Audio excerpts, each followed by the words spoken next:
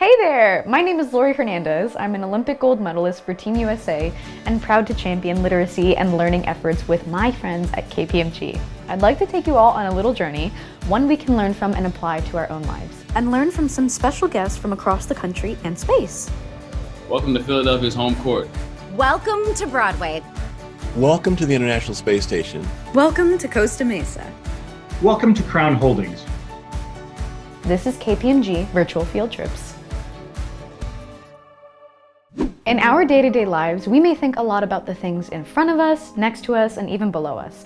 How often do you think about what's above and beyond? Outer space holds many stories and mysteries about our past, present, and future. The past few decades have seen great advancements in our exploration of outer space. In 1969, we put a man on the moon, and now we've set our sights on a neighboring planet, Mars. Most recently, NASA's Mars 2020 mission landed the Perseverance rover on the surface of Mars on February 18, 2021. Perseverance is conducting research to see if there was ever life on Mars and if we can produce oxygen from the Martian atmosphere. With the landing of Perseverance, we're one step closer one day to sending humans to Mars. Of course, a journey to Mars is a very long time for a human to be away from Earth, so we need to understand the effects of being in space for such a long time. Cue the International Space Station, located 250 miles above Earth and traveling at a speed of over 17,000 miles per hour, is a laboratory used by 18 countries from all over the world. Because people can live on the International Space Station, it will allow for the study of long-term effects of weightlessness on the human body, and we'll use it to discover the adjustments that need to be made to current methods before astronauts are sent to Mars and beyond. As you can imagine, there's a lot that goes into the operation of a gigantic space laboratory. Lucky for us, we're about to hear from a man who's been there himself. Wait until you see what we have in store. To learn more about space, we could go to NASA's headquarters or maybe an observatory. But honestly, there's only so much you can see from Earth. That's why we're headed for the stars.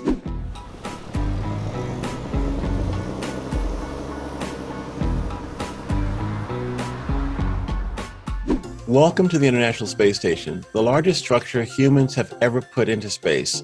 From end to end, the International Space Station is 357 feet long, which is just shy of the length of a football field. A great deal of the structure are the arrays of solar panels which provide its power. At this point, you might be asking yourself, how do we get this massive station into space? Truth be told, it had to be taken into space piece by piece. The International Space Station was gradually built while in orbit by spacewalking astronauts and robotics. While it was no small feat, all these pieces and parts have come together to make something truly remarkable. Today, the International Space Station has more living space than a 5-bedroom house. It has 6 sleeping quarters, a gym, and a 360-degree viewing window to look out into space. It turns out the gym is very important to have if you're living in space. While stationed there, astronauts have to work out for 2 hours per day just to maintain their bone and muscle mass. Over the years, 244 people from 19 countries have visited the International Space Station, and it has been continuously occupied since November 2000. If you ever wanted to be amongst the select few that have visited the International Space Station, you'd have your work cut out for you. The trip from Earth isn't too bad, about 4 hours, but once you've arrived, there's lots of maintenance and experimentation to be done. The station is and always will be a work in progress, so you'd have to help with upgrading the technology aboard the International Space Station, like replacing batteries and adding new solar panels. All this in addition to 2 hours of workouts per day. So, why make all this effort? Why is it important to have humans residing in space? Well, it's because the International Space Station serves as a very important stepping stone to the celestial bodies that are even further away, like the Moon and Mars. The station teaches us so much about what we need to accomplish in order to have people live in space. With the research that's being done at the International Space Station, we move closer to what would be an astounding accomplishment, making humans a multi-planet species. Now that we've got some background on the International Space Station, let's ask Leland a few questions. Hello, students. My name's Leland Melvin. I had a chance to play in the NFL for a little bit, but also flew to space. I've always loved math and science and art and everything around STEAM.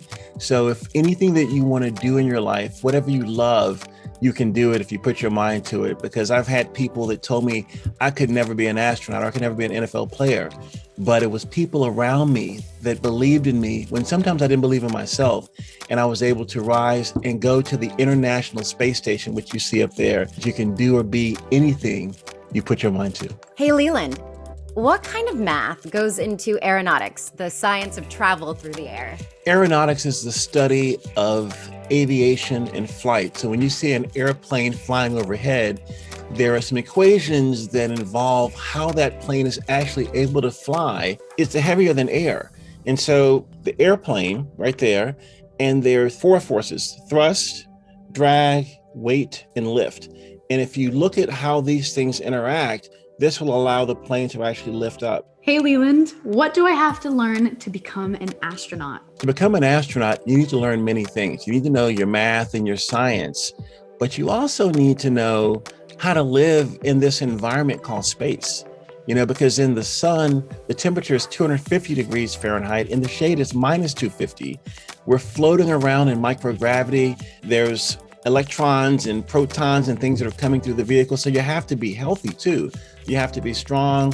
When you exercise in space, it keeps your bones from getting weaker and it keeps your muscles from getting weaker also. So we have to eat healthy. We have to work hard. We have to train, and we have to learn different disciplines like aeronautics, as we talked about. We have to learn about propulsion, orbital mechanics, all these things to get us up to the International Space Station. Hey Leland, what are some of your favorite facts about outer space? Some of my favorite facts about space are how fast you go when you leave the planet. We launch from 3, 2, 1 liftoff, and 8.5 minutes later in this space shuttle, we are flying 17,500 miles per hour. We have to keep going around the planet and increasing our orbit to get to the space station. So the space station is going 17,500, we're going 17,500, and these two big things have to come together and dock ever so slightly so we don't tear them apart. Hey, Leland, what is it like to travel to space? Launching on a rocket like the space shuttle here, I'm sitting right up under that window, and 3, 2, 1 liftoff, your body is just shaking, you're moving, the solid rocket boosters light, and now your whole vehicle is just shaking and your head is moving. You can almost not even see the screen. The screen is nothing but blurred lines. And so we take off, and in 2.5 minutes, the solid rocket boosters jettison, these white things right here jettison, and the ride gets much smoother. 6.5 minutes later, we run out of fuel, the engine's cut off, and now you're in space. You undo your seatbelt, you push off with your back, and now you're floating. And everything that you've dropped is now floating around you. And you push over and look out the window, and you can see planet Earth. And you're traveling 17,500 miles per hour. The ocean, the color of the oceans, you need new definitions to describe the color blue that you see in the oceans. It's just simply incredible. And now you're living and working in space. Hey, Leland, is there other intelligent life in the universe? Is there intelligent life in the universe? I haven't seen that life yet, but we have telescopes, we have different types of systems looking and listening for signs of intelligent life. And there are planets out there called exoplanets that have the temperature similar to our planet. They have water, there's green. So if there's similar things like what we have on planet Earth, there's heat, there's water, usually there's life. And so right now, these exoplanets are like light years away. I mean, they're billions of miles away. So we can't get there with our conventional technology, because by the time we got there, we'd be, 300 years old, 400 years old. So we want to build new technology so we can go visit these planets and get there in a time that we can still be explorers. Hey, Leland, was there a time in your life that you had a challenge or obstacles you had to overcome? I've had to overcome many obstacles in my life, and one of them was when I was training to be an astronaut to do spacewalks. We have this 5 million gallon pool that has a submerged space station and space shuttle, and you go down in there and you float in your suit to do repairs, to do the things you're going to do in space. But in my training session, I didn't have what I needed in my helmet. Someone forgot to put it in, and I lost all my hearing. I went deaf. And the doctors told me that I would never fly in space. But I didn't give up. I kept going. My hearing slowly came back in my right ear, and they said, "You're still medically disqualified." But I kept going. And I had people that believed in me when I didn't even believe in myself. And so eventually, because I didn't give up, someone signed a waiver for me to fly in space. And I flew 2 times to space because I did not give up. So whatever you're going through, whatever's happening in your life, I know it can be tough sometimes, but never give up and believe in yourself, and you can get through it. How cool was it to hear from Leland? He's a real-life astronaut. If all this talk of space has got you wanting to make some celestial observations, we've got you covered with some stargazing tips. Here's how you can do it at home. To have fun stargazing, you might think that you'll need a big fancy telescope, but that's just not true. All you'll need is a clear night and a set of eyes to look up with. First, you'll want to find a good dark place to do it. If you can't avoid outdoor lights like street lights, that's fine. You'll still be able to see some bright stars shine. Once you're settled and gazing upward, you'll be looking at constellations. Constellations are imagined groupings of stars in the sky that help us to map out all the stars in the sky. If you're stargazing in the winter, you can look for Orion. Orion can be identified by 4 stars that form the corners of a rectangle, 3 stars in a row that form his belt, and another 3 stars that form his sword. If you're stargazing in the spring or early summer, you can certainly spot the Big Dipper. The Big Dipper is shaped like a bowl and a handle. There are 3 stars in the Big Dipper's handle organized in a line, and there are 4 stars that make up the Big Dipper's bowl. The entire Big Dipper looks somewhat like a kite, with the string being the handle and the bowl being the kite itself. If you have a smartphone available to you, there are plenty of free apps that help you identify the stars you're seeing in the night sky. Your phone's GPS can use your location and orientation to identify anything in the sky that you point at. Every night, we get the chance to look into the vast expanse of the universe. Try it for yourself. All you have to do is look up.